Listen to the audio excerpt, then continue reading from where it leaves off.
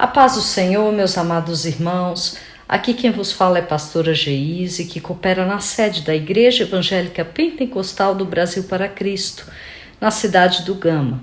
Eu quero agradecer a Deus por mais um dia e pelo privilégio que Ele me tem dado de conversarmos uma porção de Sua palavra. Agradeço a minha pastora presidente, Loide Ramos, e ao idealizador deste lindo projeto, pastor Gedeon Júnior, por esta oportunidade. Em continuidade a 2 Samuel, capítulo 19, hoje nós vamos ler do versículo 24 ao 30. Diz assim: Mefibosete, neto de Saul, também foi ao encontro do rei. Ele não havia lavado os pés, nem aparado a barba, nem lavado as roupas, desde o dia em que o rei partira, até o dia em que voltou em segurança.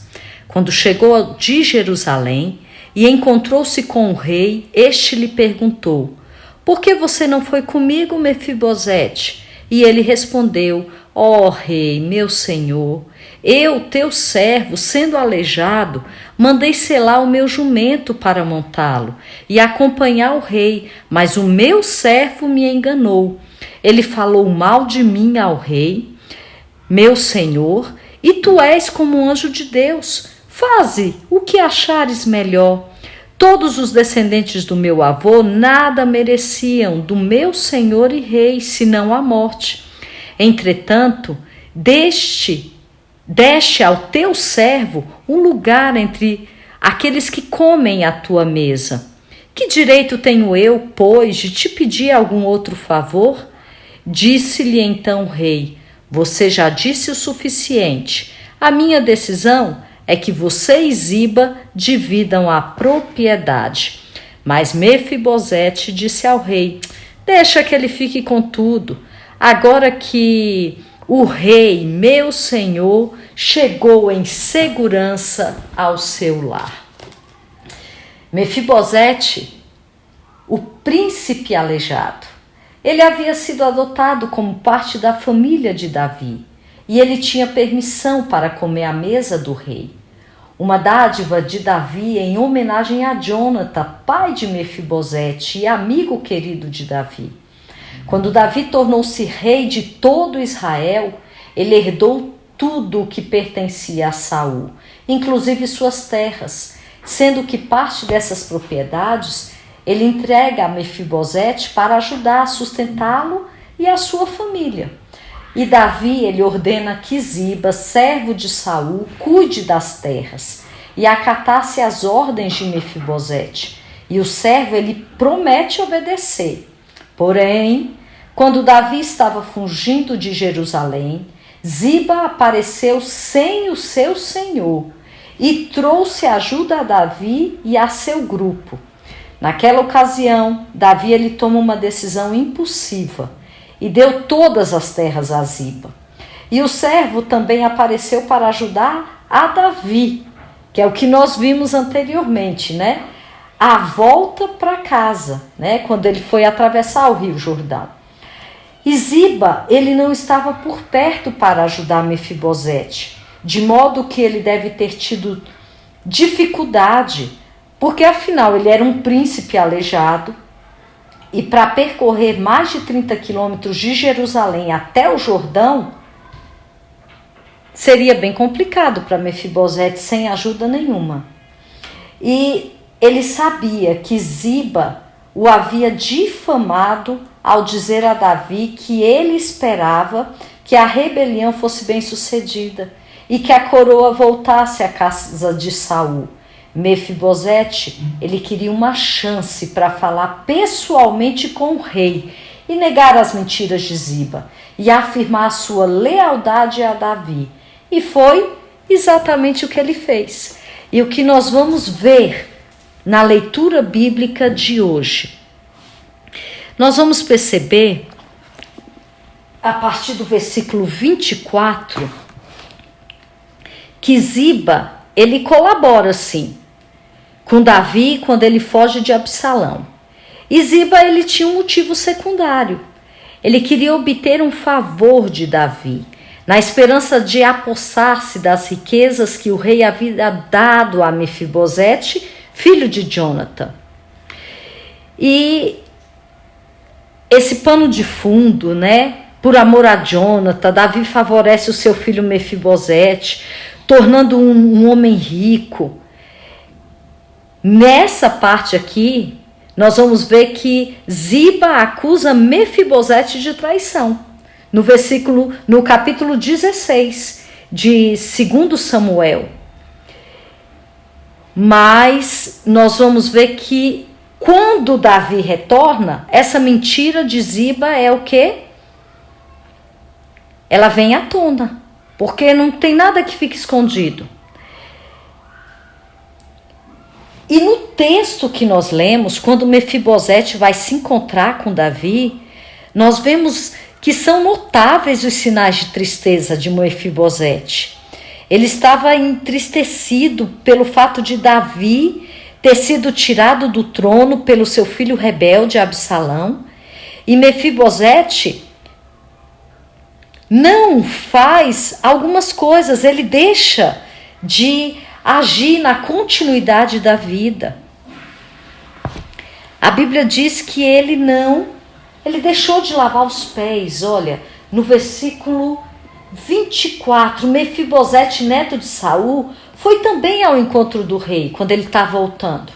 E ele não havia lavado os pés, porque você não lavar os pés é símbolo de tristeza, né, de lamento.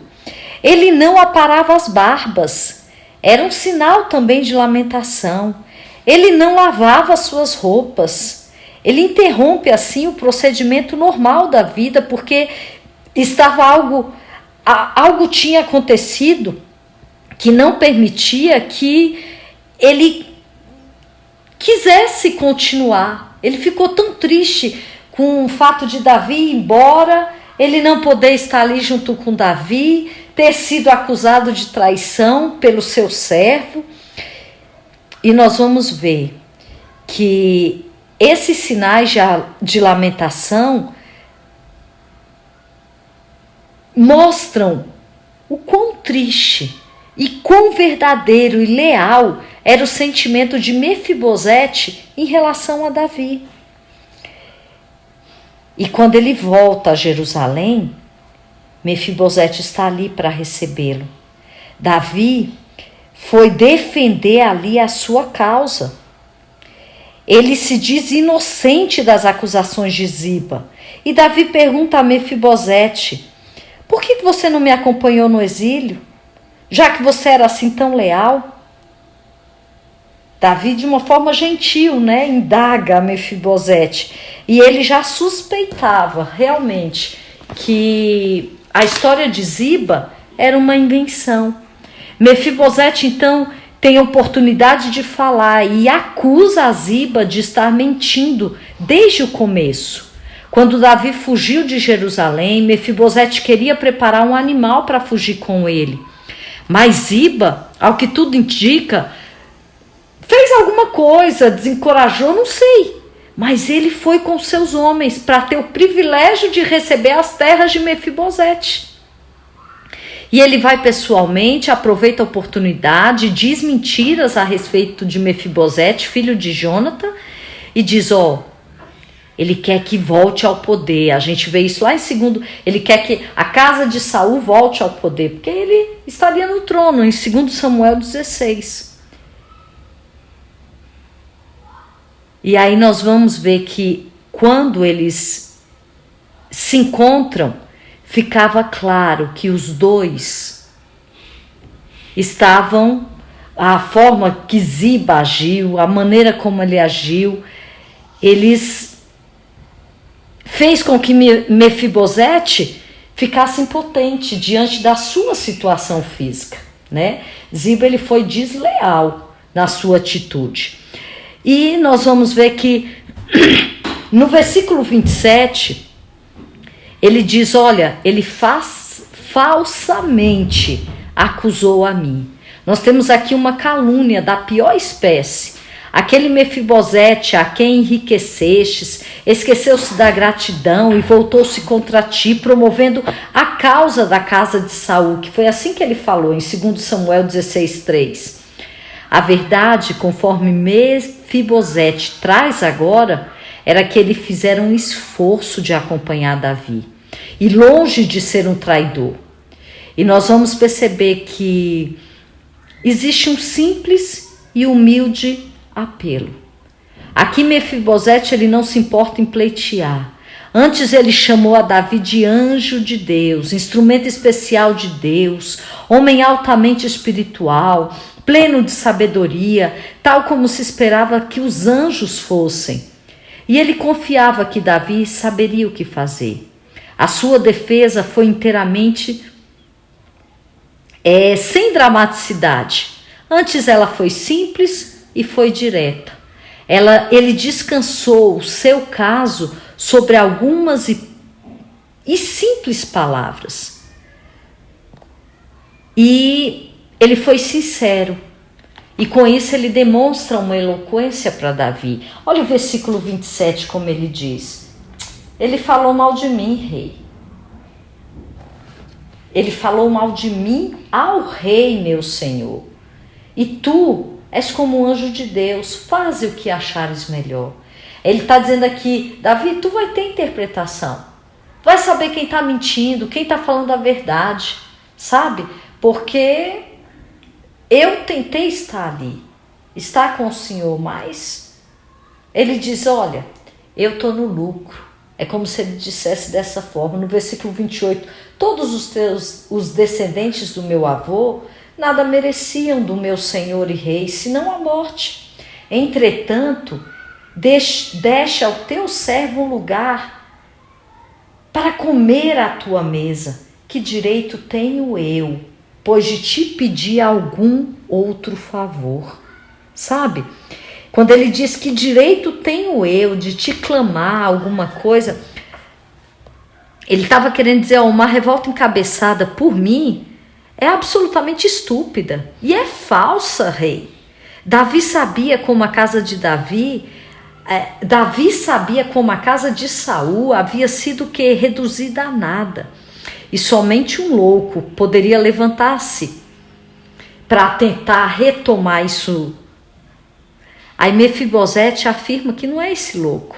E a casa de Saul estava morta. E ele não estava interessado em ressurreições.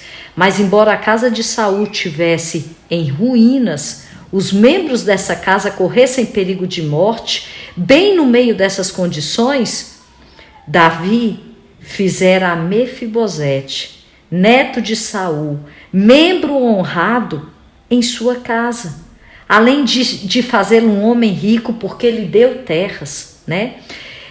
A misericórdia, Mefibosete reconhece aqui, olha, tão grande fora a misericórdia e a graça de Davi, que ele diz, faz o que tu quiseres comigo. Ele se diz inocente das acusações, mas ele deixa que Davi decida o resto. Ele deixa subentendido naturalmente que tinha somente gratidão por tudo que Davi lhe havia feito, e ele jamais seria capaz de trair o seu benfeitor. Nós vamos perceber que no versículo 29 diz assim, olha, resolvo que repartas com Ziba as terras. Davi, ele estava aqui parcialmente convencido da inocência de Mefibosete e parcialmente convencido das acusações de Ziba. Por quê? Porque aqui ele já quer dividir as terras e as riquezas entre os dois. E isso foi um excelente negócio para Ziba. E não foi ruim também para Mefibosete, porquanto ele poderia ter perdido tudo, incluindo a própria vida. E além disso, ele provavelmente poderia ter o quê? Multiplicar suas riquezas durante os anos, pelo que poder agora metade para Ziba não ia diminuir, perder a metade para Ziba não ia diminuir, né? Nada do que ele tinha de modo significativo. E as probabilidades são que Davi simplesmente o perdoaria por causa de Jonathan. mesmo que ele fosse culpado de todas as acusações. Afinal, nós já vimos que Davi, ele nomeou o traidor Amasa para a cabeça do seu exército, em lugar do seu fiel Joabe. Ele perdoara a arrogância de Simei, de suas blasfêmias. Portanto, por que Davi não perdoaria Mefibosete, mesmo que este fosse culpado? A atitude de reconciliação aqui de Davi, ela continua, meus irmãos, a fim de que houvesse a restauração em Israel. Após a ruptura causada por Absalão, havia aqui abundância para todos, algo sempre desejável, e por conseguinte, que cada homem se regozijasse naquilo que possuía. E aí nós vamos ver que no versículo 30, Mefibosete, ele vem com uma declaração que deve ter deixado o rei assim pensativo. Disse Mefibosete ao rei: generosidade por demais, né?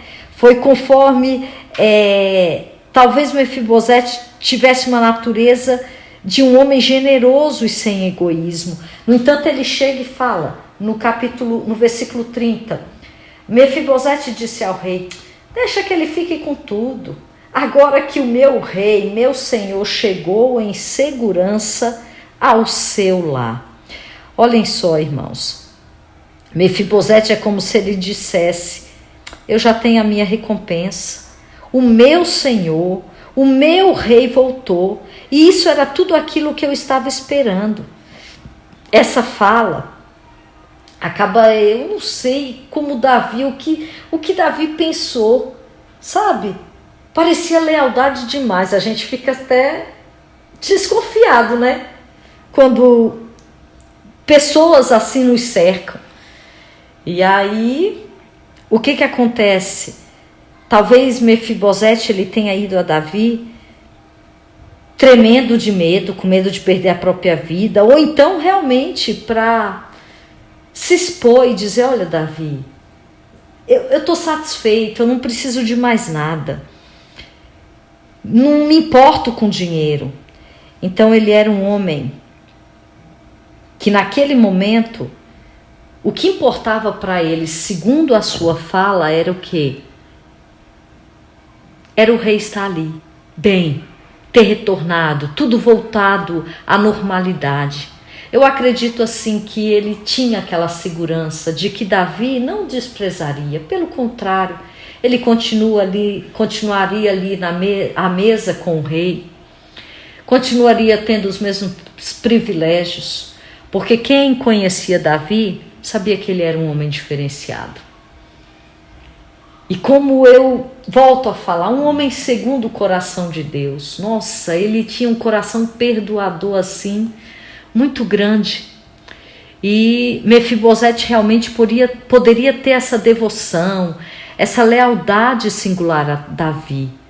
Tal como acontecera com seu pai, né, Jonathan. Jonathan também era um homem que tinha, Davi e Jonathan, eles tinham uma amizade, né, muito grande.